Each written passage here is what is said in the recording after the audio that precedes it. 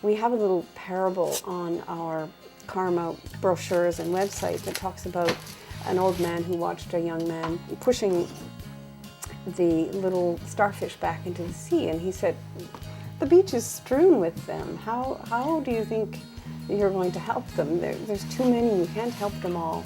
And the young man said, I can help them one at a time. And the old man said, but even so, you can't make a difference. And he threw one back and he said, I made a difference to that one.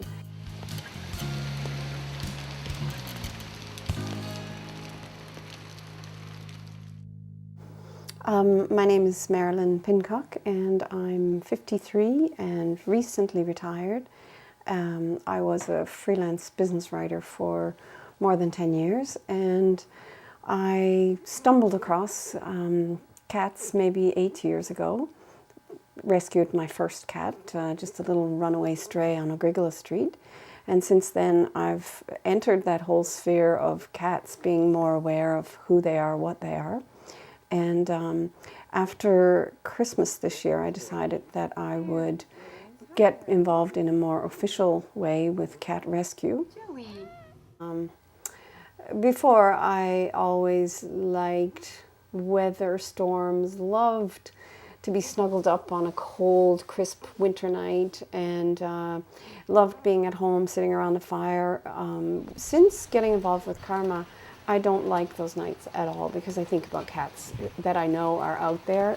There are quite a few in my own sphere that I know are out there. I thought that cat rescue was going to be pretty little kitties that we could find homes for easily. I didn't expect in any respect that I would be seeing the injuries that I see, frostbitten tails that are starting to fall off, the ears that are starting to fray, the infections from fighting and abscesses, broken teeth, broken nails, broken legs. Didn't expect any of that. I don't really like to think of creatures having that kind of pain, but on the other hand, I know that every single one that we help is one little cat that was helped. Chris was a graphic designer and a good friend. She passed away last October, and she herself was a cat lover. I was able to pay all of her bills and reimburse anybody that she owed, and there was money left over. And rather than just take a trip or include it in my RSP, I decided that it could go towards cat rescue.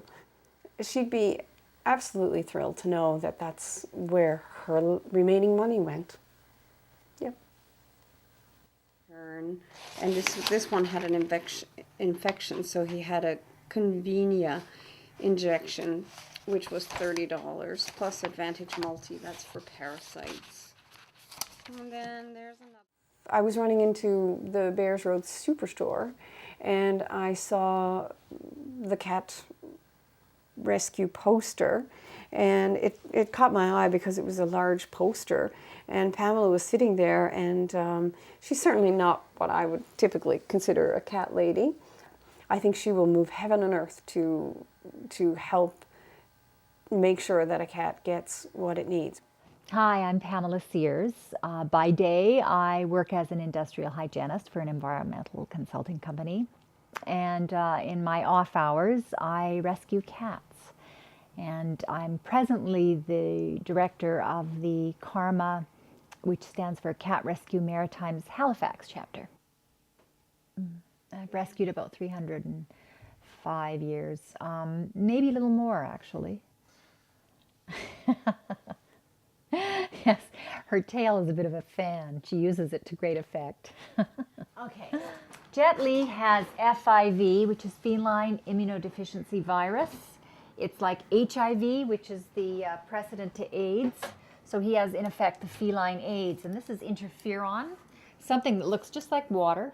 This is something that's really precious. It's a precious liquid because it's very hard to come by. It's human interferon, in fact.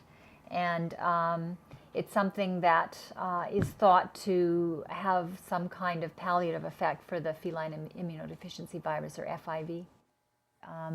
When you're in this business, you end up with as many cats as you can take, not as many as you want. I'm at risk, I think. I put myself at risk for having too many animals. But I know that if my landlord were to know how many I have, I would be at risk of being evicted. Apparently, the story is that a cat rescuer, an independent cat rescuer, so to speak, has about 5 years before burnout. And I'm just coming onto that now. And so you wonder, is there actually a time where I will just burn out? But on the other hand, again, I wake up that next day and think, can I do one more? You know, I think I'll always be able to do one. Marilyn is someone I met when I had a table set up at a local grocery store to sell calendars that I put together last year for a fundraising effort. If I could clone her, I would. She's one of those perfect people. She comes sort of as she's very driven, very motivated, committed. And that in and of itself, those qualities, wow, is what you want in a volunteer.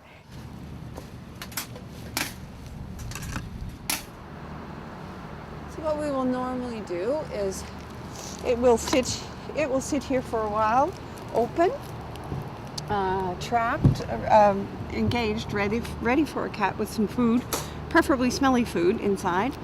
That trap would sit there for as long as it takes, and I will sit in my car keeping an eye to find out for sure if there is a cat indeed in that trap. This is a pretty forlorn looking place, but it provides a little bit of shelter, little tiny bit of refuge in bad pouring weather. The message behind the whole trap, neuter, return program is we can trap them, we can neuter them, and we most likely have to return them where we got them, but we can stabilize it. Instead of having 30 by the end of the year in a location like this where there are currently, say, 6, you'll have 6 at the end of the year, maybe 7, but you certainly won't have 30 or 40. But we did have an encounter with someone who we certainly wouldn't want to put a trap in front of, because if that trap was left unattended even for a moment, he pretty much indicated that he would hurt the cat very seriously, probably kill it. He was angry because one of the cats, an unneutered male likely, had urinated on his new tires. I have to admit. Today I could have cried. This morning.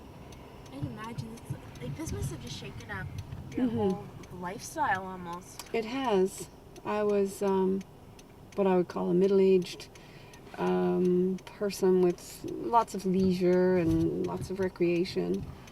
And now this could easily be a full-time job, but even at that, there's still not enough money and enough hours in the day because there is so much to do. Yeah. Do you think Marilyn will ever burn in? Yes, I think Marilyn could easily burn out. She took on so much so quickly. She has some ideals, and I think she is so charged that I think that very energy and that very charge inside her is the sort of thing that could become easily, dismayed, upset by the whole situation, not really feeling like she's helping, that it's not really getting her anywhere, that kind of thing. I think there's a very real possibility.